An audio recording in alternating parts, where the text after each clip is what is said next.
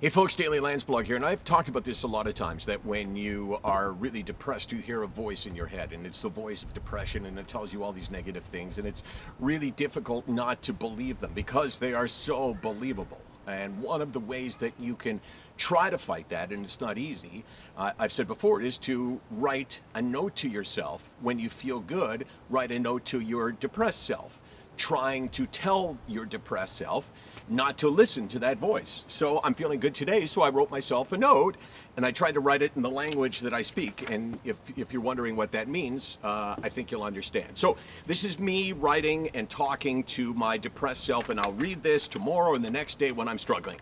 Dear Mike, yes, Mike. I know you hate being called Mike, but I thought I'd use it as an icebreaker. It's kind of weird to try to figure out what to call yourself in a letter. I consider dude, buddy, ML, burger, Landsy, super hunkster, but I settled on Mike. I'm writing you this because you need to know some things. If you're reading this, then obviously you're feeling shitty. I know what you're thinking, that you're kind of useless, kind of dull, kind of crappy at everything that you do. You need to know that this is your illness speaking, because here I am today, feeling good and seeing myself and the world clearly. I'm looking in the mirror right now. Well, I'm not, but this is how I wrote it. I see a man aging gracefully with what is still actually pretty good hair. Sure, you styled it a bit perhaps younger than you should, but hey, age appropriate's never been your forte. Do men in their 50s really need 4 pairs of Converse?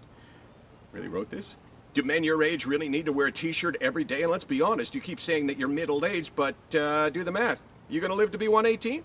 How about those shorts? We'll get to the I'm shorts panning later on. down. Yeah, you know what? We'll get to the shorts. I'm panning down. Come on.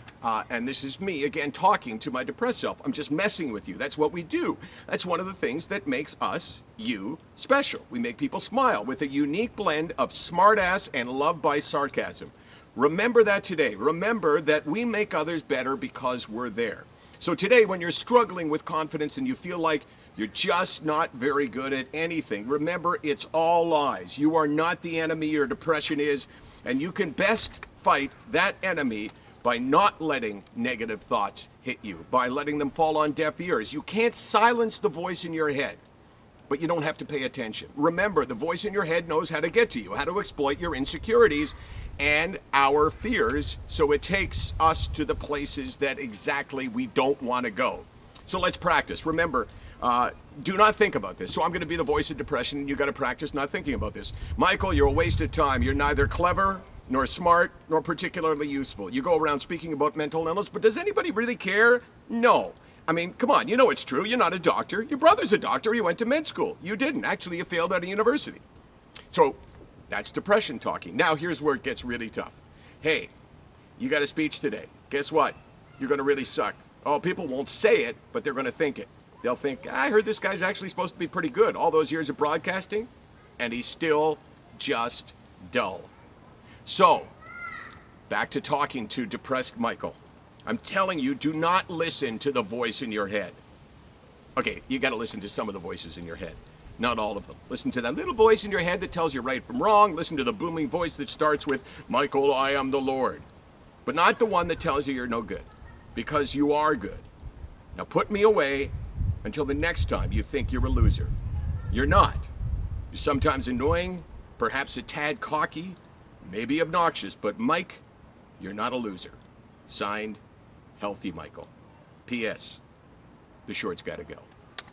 So that's they really do, but they're comfy, right? So that's a letter that I will put away, and tomorrow if I'm struggling and feeling down on myself, I'll read it, and it'll make me smile and make me realize that maybe there's a different way to look at the world. SickNotWeak.com. 24 hours a day, 364 days a year. Why don't you write something, take a shot of it, and send it to us, or just write it and send it to us. Might be fun.